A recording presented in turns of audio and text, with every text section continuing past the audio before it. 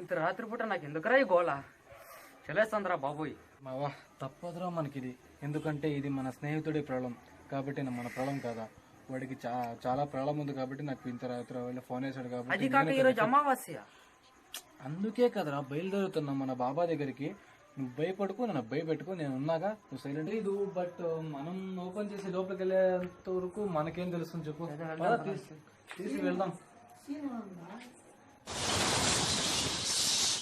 ఏంట్రా ఇలా ఉంది ఇది?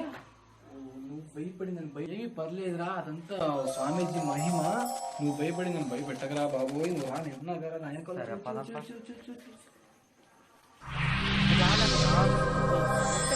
పరిష్కారమునిచ్చెదునురా చూడరా నా మహిమ. ఓం కాపాలిక, ఓం హండోధరి, ఓం జగదాంబే అంబే, ఓం భీం. బాబోయ్ ఇదేంట్రా బాబోయ్? మీకు చాలా శక్తులున్నాయి స్వామి. మా సమస్యకు మీరే పరిష్కారం దొరికేందుకు మాకెందుకు చాలా అనిపిస్తుంది స్వామి. మీరే మాకు దిక్కు స్వామి.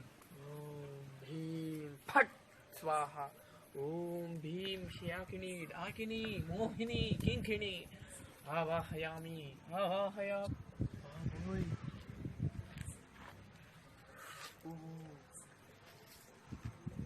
ఏంట్రా అలా అవుతుంది?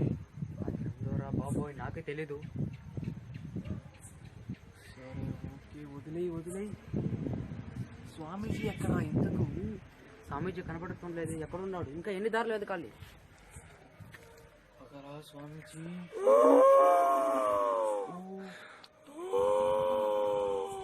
స్వామీజీ వారికి ప్రణామములు.